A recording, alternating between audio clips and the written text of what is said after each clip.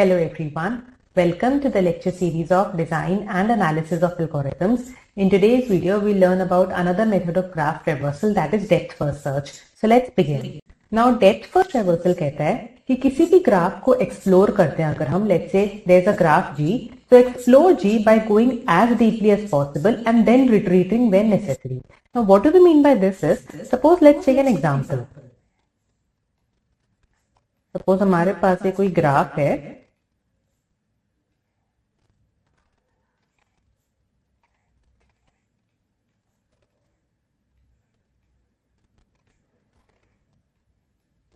right? So basically this is not a graph, this is a tree. But every tree is a graph only, right? But the reverse is not true. Every graph is not a tree. So अब अगर आप इसका breadth first traversal लिखें तो breadth first traversal में क्या होगा? Suppose ये हमारा source vertex है. तो BFS traversal for this graph will be, सबसे पहले हमने source vertex 1 को विजिट किया. अब हम 1 के सारे नेबर्स को एक्सप्लोर करेंगे. तो 1 के कौन कौन नेबर्स हैं? 4, 5 एंड 2. तो हमने एक्सप्लोर करा 2 को, 4 को, 5 को. सो हमने 1 के नेबर्स को विजिट किया and that means now 1 has been completely explored. अब 1 एक बार कंप्लीटली एक्सप्लोर हो गया, अब हमने 2 की एक्सप्लोरेशन को स्टार्ट किया. 2 के एक्सप्लोरेशन को स्टार्ट करने के लिए हमने उसके नेबर्स को विजिट करा, that is 3, 7 and 6. So this is the breadth first search traversal for this particular graph. So basically breadth first search traversal में हम क्या कर रहे हैं, सबसे पहले हमने एक वर्टेक्स को विजिट करा, उसको कंप्लीटली एक्सप्लोर करने के बाद ही हमने सेकेंड वर्टेक्स पे गए, right? So breadth first traversal says explore a vertex completely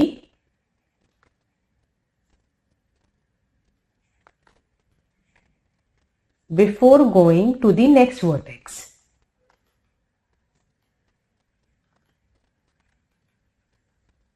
But what does the DFS traversal says? DFS traversal says, suppose हमने कोई नया vertex को visit करा. So DFS traversal says, once we have visited a new vertex, suspend the original vertex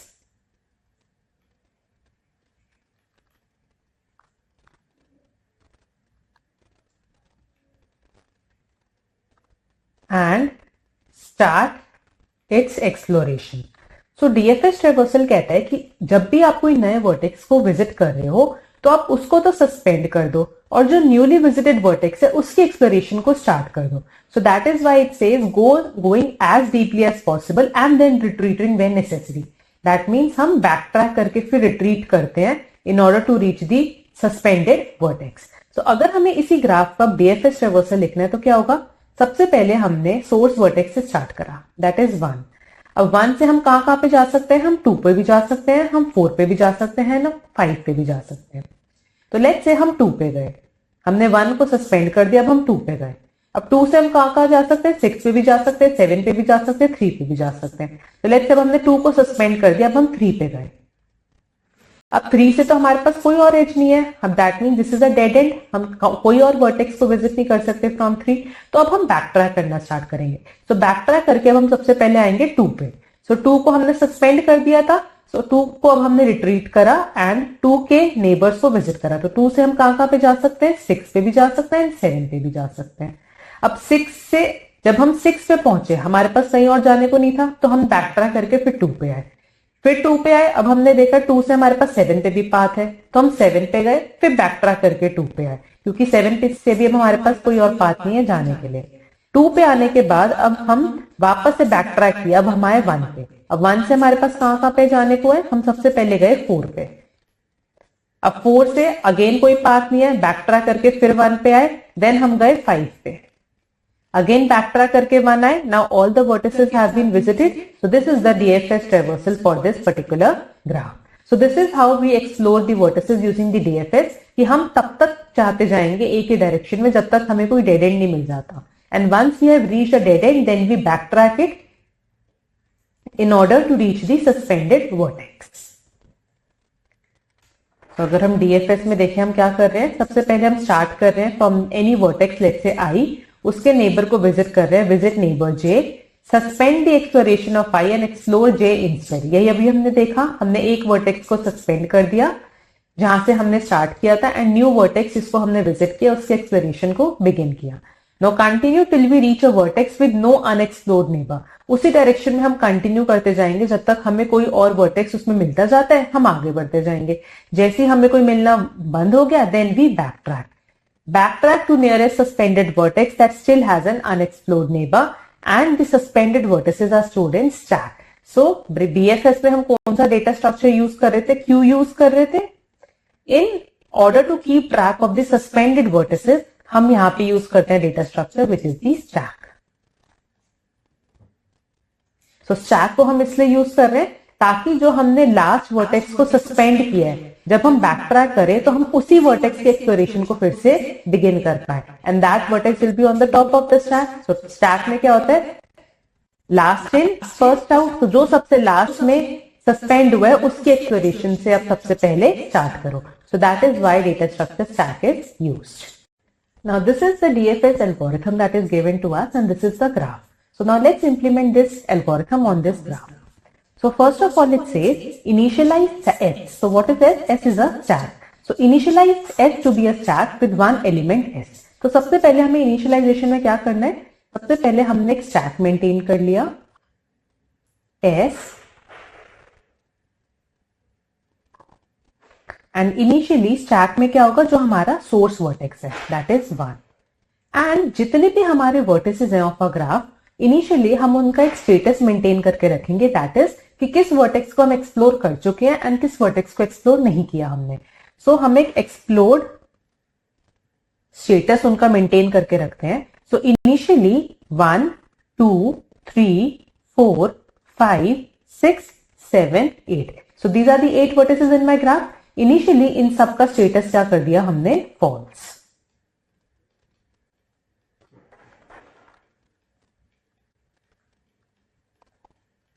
तो initially सबका status क्या है, false. Now it says initialise S to be a stack with one element S. तो हमने source vertex को इसमें push कर दिया। Then continue the while loop until the stack becomes empty, take a node U from S. तो हमने 1 को pop किया। देन जो भी आपका पॉप्ड वर्टेक्स है उसका स्टेटस चेक करो। If explode of that vertex equal to false, तो हमें क्या कर देना, उसके एक्सप्लोड को ट्रू सेट कर देना है एंड जितने भी एजेस उस वर्टेक्स से इंसिडेंट है उन सब के लिए उसके वर्टेक्स को हमें स्टैक में पुश कर देना है। तो हमें क्या किया, हमने 1 को सबसे पहले पॉप किया from this set, then if explode of u equal to false, so explode of 1 equal to false है, yes, then उसके explode को true कर दो। तो 1 के status को हमने कर दिया true। Then for each edge u v that is incident to u, तो कौन कौन से edges हैं जो incident है with 1 से incident है 1 2 edge and 1 and 3 edge, these are the 2 edges। so इनके लिए add v to the stack s, v क्या है इसमें 2 and 3, तो इनको पुश कर दो इन दी स्टैक। सो 2 को पुश कर दिया इन द स्टैक, 3 को पुश कर दिया in the stack. Now again the stack is not empty, take a node u from s। तो अब हमने 3 को पॉप किया, उसके स्टेटस को चेक किया, उसका स्टेटस भी क्या है, फॉल्स, तो उसके स्टेटस को ट्रू कर दो।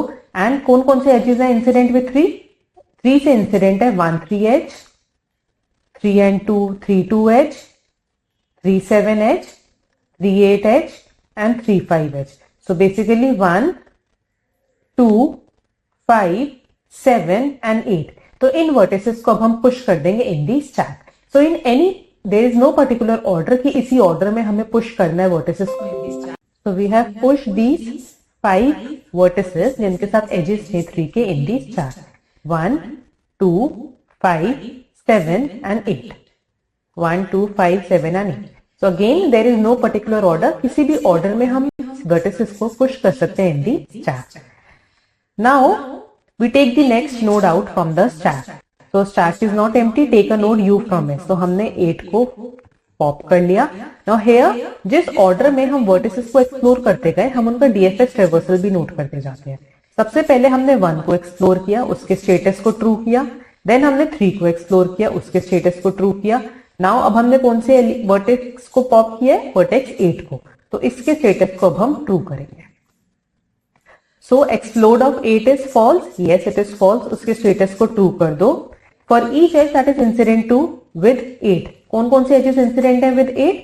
3 8 एंड 8 7, राइट? सो 3 एंड 7 को अब हम पुश कर देंगे in the stack.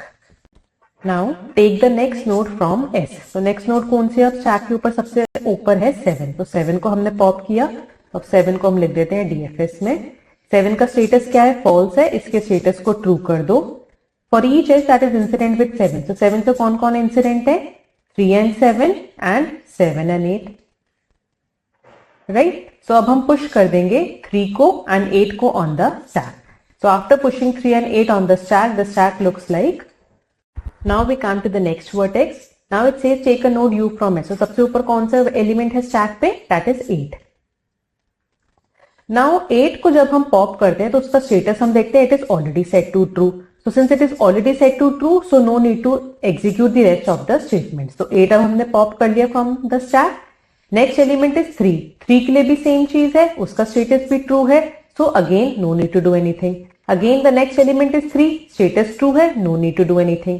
Then comes 7, 7 का status भी क्या है? True है, again no need to do anything. So now we pop the next element, that is 5. तो अब हमने pop किया 5 को from the stack. तो DFS traversal में यहाँ पे आ गया 5, 5 का status क्या है? False, इसको हमने कर दिया true. And for each edge that is incident with 5. तो 5 के साथ कौन कौन से edges incident है? 5 के साथ है 2 5,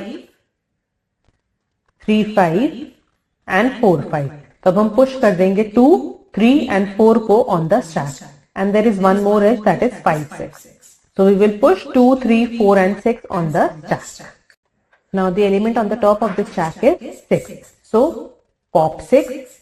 6 का स्टेटस क्या है? फॉल्स है, उसके स्टेटस को ट्रू कर दो। एंड 6 से कौन कौन से इंसिडेंट है? सिर्फ एक ही एज है, दैट इज 5 6। तो पुश कर दो 5 को ऑन द स्टैक। तो ये हमने 5 को पुश कर दिया on the stack. Now pop the next vertex. सबसे ऊपर कौन सा है? 5 ही है, 5 का स्टेटस ऑलरेडी ट्रू है, so no need to do anything. Then the next element on the top is 3, 3 का स्टेटस भी ट्रू है, so no need to do anything. Then comes 4, 4 का स्टेटस क्या है? फॉल्स है, 4 को हमने पॉप किया, so the next element on the DFS traversal is 4। 4 के स्टेटस को हम ट्रू कर देते हैं, एंड 4 से कौन कौन इंसिडेंट है? 2 4 एंड 4 5। तो 2 एंड 5 को हम पुश कर देते हैं on the stack. So here there is a correction. सबसे पहले हमने 6 को एक्सप्लोर किया, तो सबसे पहले 6 आएगा and then 4. Now the next element on the top of the stack is 5. तो हमने 5 को पॉप किया, बट 5 का स्टेटस ऑलरेडी ट्रू है, so no need to do anything.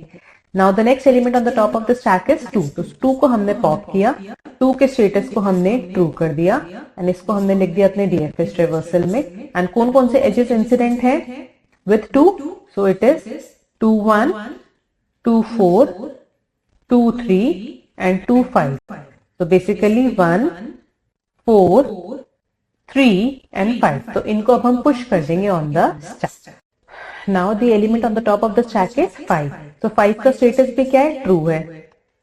Then 4 का स्टेटस भी क्या है? ट्रू है. देन 3 का स्टेटस भी ट्रू है. 1 को पॉप किया, 1 का स्टेटस भी ट्रू है. 2 को पॉप किया, 2 का स्टेटस भी ट्रू है. 1 and 2. So all the elements have been popped out from the stack and we stop the DFS algorithm. So this is our DFS traversal that we got. 1 3 8 7 5 6 4 2. Now there is another way DFS traversal करने का. अगर हम एक एक vertex को explore करते जाएं, उनको सस्पेंड करते जाएं स्टैक में, and then we back track. तो सबसे पहले हमने 1 से शुरू करा. देन 1 को सस्पेंड कर दिया, 1 को भेज दिया हमने स्टैक में. अब 1 से अब हम यहां भी जा सकते हैं, 3 पे भी जा सकते हैं. तो लेट्स से हम 3 पे गए पहले. राइट नाउ 3 को भी अब हमने सस्पेंड कर दिया. Now we can go to either 5 और 2 और 7 और 8. तो let's say we go to 8 now. तो अब हम 8 पे गए. अब 8 को भी हमने सस्पेंड कर दिया. 8 से अब हम कहां पे जा सकते हैं? 8 से अब हम जा सकते हैं 7 पे. तो अब हम 8 से गए 7 पे. नाउ 7 पे जब हम गए तो कोई हमारे पास अब ऐसा वर्टेक्स नहीं है जिसको हम नहीं विजिट करके आए हो. So that means it is a dead end. So now we have to back track. तो अब हम बैक ट्रैक करके गए सबसे पहले 8 पे. हमने 8 को पॉप कर लिया फ्रॉम द स्टैक। 8 को अब हम कंप्लीटली विजिट कर चुके हैं। Then the next vertex on the stack is 3। Again we back track and we pop 3। अब हम आए बैक ट्रैक करके 3 पे। सो 3 पे अब हम 2 पे जा सकते हैं और 5 पे जा सकते हैं। चलिए जब हम 3 से गए 5 पे एंड 3 को हमने अगेन सस्पेंड कर दिया और इसको सेंड कर दिया इन दी स्टैक 1 एंड 3। अब 5 से हम कहां पे जा सकते हैं? 4 पे भी जा सकते हैं, 6 पे भी जा सकते हैं। तो लेट्स हम 5 से गए 6 पे एंड 5 को हमने सस्पेंड कर दिया। नाउ 6 क्या है? 6 is a dead end, so now again we have to back track. तो बैक ट्रैक करके हम किस पे आएंगे? सबसे पहले 5 पे आएंगे क्योंकि 5 is on the top of the stack. तो 5 को हमने पॉप करा, हम 5 पे आए। अब 5 से हम किस पे जा सकते हैं? हम 4 पे भी जा सकते हैं, हम 2 पे भी जा सकते हैं। से हम 5 से गए 4 पे एंड 5 को हमने फिर से सस्पेंड कर दिया। तो इसको हमने अगेन भेज दिया स्टैक पे। नाउ 4 से हम किस पे जा सकते हैं? 4 से हम जा सकते हैं 2 पे। तो 4 से गए हम 2 पे एंड 4 को हमने सस्पेंड कर दिया। Now 2 is again a dead and. हम जितने भी वर्टिसेस हैं सबको एक्सप्लोर कर चुके हैं। तब हम बैक ट्रैक करके आए सबसे पहले 4 पे। हमने 4 को पॉप किया फ्रॉम द स्टैक, हम 4 पे आए। 4 से अब हम किस पे गए? 4 से अब हम बैक ट्रैक करके गए 5 पे। हमने 5 को पॉप किया। 5 से अब हम किस पे गए? 5 से गए हम 3 पे। हम इसके भी सारे वर्टिसेस को एक्सप्लोर कर चुके हैं। 3 से अब हम गए 1 पे। So this is how this is the DFS. Now another thing to note is जितने भी हमारे एजेस है जो हम बैक ट्रैक करके आ रहे हैं, जैसे हम 2 से 4 पे बैक ट्रैक करके आए, देन 4 से हम 5 पे बैक ट्रैक करके आए, 5 से 3 पे गए, तो ये वाले जो एजेस है इनको हम कहते हैं back edges. What do we mean by back edges? Back edges means ऐसे एजेस जो कनेक्ट करते हैं किसी भी वर्टेक्स U को विद इट्स एंसेस्टर V। तो edges connecting vertex U with its ancestor V. Now let's analyze the time complexity of the DFS algorithm. Now DFS algorithm को हमें एग्जीक्यूट करने में कितना टाइम लगेगा? सबसे पहले स्टैक को इनिशियलाइज करने में, तो स्टैक को इनिशियलाइज करने में कितना लगेगा? Constant amount of time. Then push and the pop steps of the stack. सबसे पहले हम क्या कर रहे हैं? हम पॉप कर रहे हैं। Take a node U from S. So again pop will take constant amount of time. Then it says if explode of U equal to false. तो ये जो explode of U है, हम कितनी बार स्टेप एग्जीक्यूट कर रहे हैं? हम ये स्टेप एग्जीक्यूट कर रहे हैं जितने हमारे एलिमेंट्स हैं इन द स्टैक। तो अगर V एलिमेंट्स हैं इन द स्टैक या V वर्टिसेस हैं तो हम इसे एग्जीक्यूट कर रहे हैं order of V time, right. Then set explode of U equal to true. Again हम सिर्फ एक स्टेटमेंट को ही चेक कर रहे हैं whether it's true or false. So again this will take constant amount of time. Then it says for each edge UV that is incident to U. तो हम किसी भी वर्टेक्स को विजिट करके जितने भी उसकी एडजेसेंसी लिस्ट है हम उसको स्कैन करते हैं। And scanning the adjacency list, so basically sum of the length of scanning all the adjacency lists is twice the number of edges, same as the DFS algorithm. So this will take order of twice of P, or we can say order of E. And again pushing the element on the stack, this will take constant amount of time. So how much time the DFS algorithm will take? Order of E plus V. So this is the running time of the DFS algorithm. So this was all about the DFS algorithm. If you like this video, then do like and share my video and subscribe my channel. Thank you.